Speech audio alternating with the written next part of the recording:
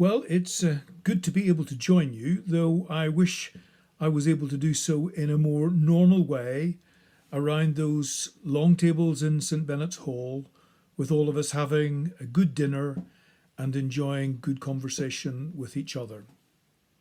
Sadly, that's not possible at the moment. We hope it won't be too long before we can do that again. But at least in this way, we can link up with each other and have a bit of a chat about things. It's not the normal that we were used to, but of course, nothing's terribly normal at the moment. Even our language, new words have been brought in, new phrases, lockdown, social distancing, not one I like very much. Physical distancing, I understand that's necessary, but I hope we're not distancing socially from each other any more than we really have to. And furloughing, now that's a word I used to hear a lot because it was a word that we used for missionaries who were coming back.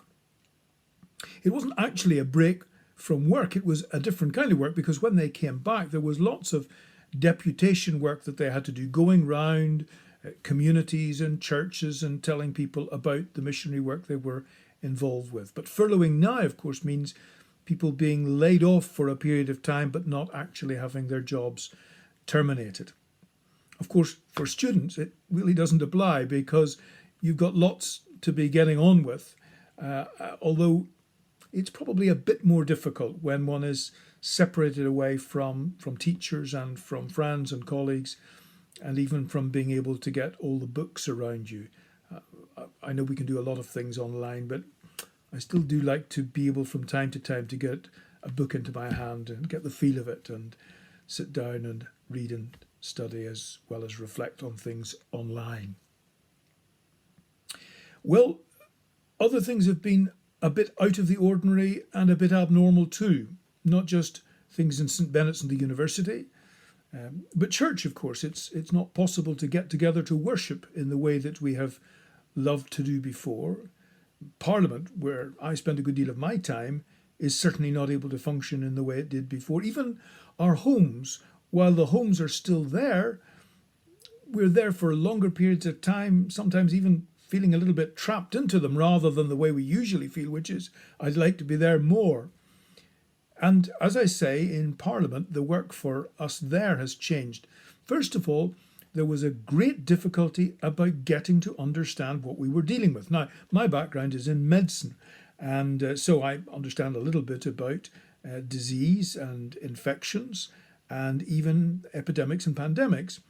But of course, this is a new virus. This isn't a pandemic of the kind that we had before, whether in the distant past a pandemic of the plague, or whether more recently flu pandemics, or indeed in some parts of the world things like Ebola. This was a new virus that we didn't, and to a considerable extent still don't really know a great deal about. Don't entirely know for sure where it came from, how it came to be, and we're really still getting to know a bit about how it impacts on people. But fairly quickly it began to impact on Parliament, particularly the House of Lords, because not only could people in general not meet together and have to be very careful about social distancing, which meant we couldn't get together on the red benches in the Lords or the green benches in the House of Commons. We had to be 2 metres apart from each other and only on every other set of benches. But of course, we began to realise fairly quickly that older people, particularly people over the age of 70, really ought to be shielding themselves from the danger of getting infected if they were out and about. And so at an early stage, the advice was given that members of the House of Lords over the age of 70 should withdraw themselves.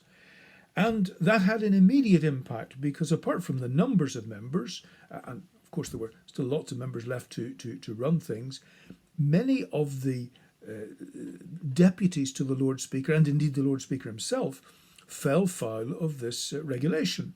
And it was necessary for some new deputies to be appointed to the Lord Speaker, people who were a bit younger and who were able to take responsibility. And because I had been a speaker, the initial speaker of the Northern Ireland Assembly, I was asked if I would help out in this way. And so I've been doing that.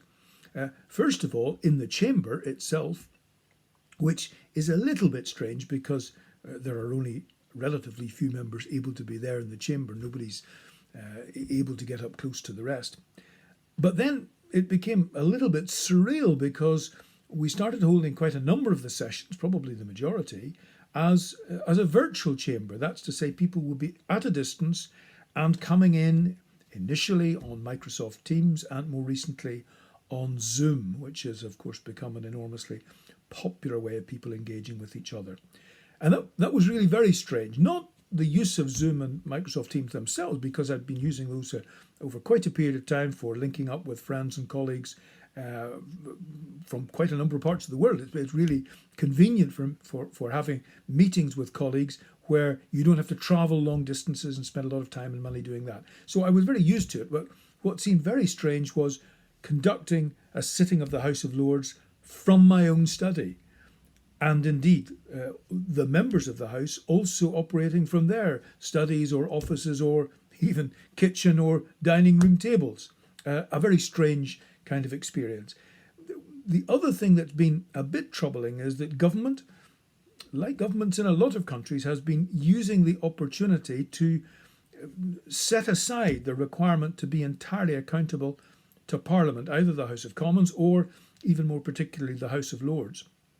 And so we have been working, and we are working to try to make sure that we hold the government to account, not because the government isn't trying to do its best, but often it doesn't understand what is actually the best and how best to handle the population and to understand many of the difficulties that result from some of its policies. So it's very important to hold the government to account, and that's really one of the major struggles that we've had. Now we hope that we're going to get back to a more normal way of functioning, although it's interesting.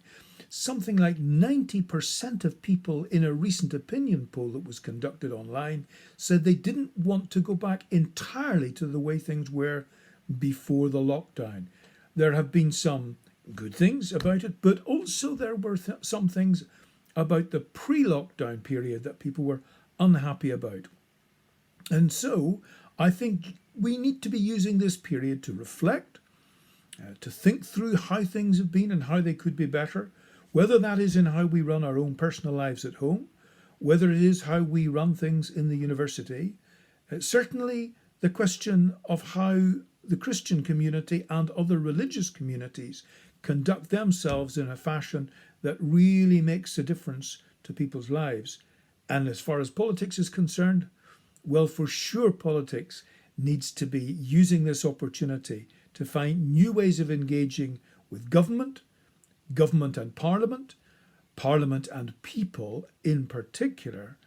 And I hope that that's one of the positive things that may emerge from all the very difficult aspects of this frightening and challenging global pandemic.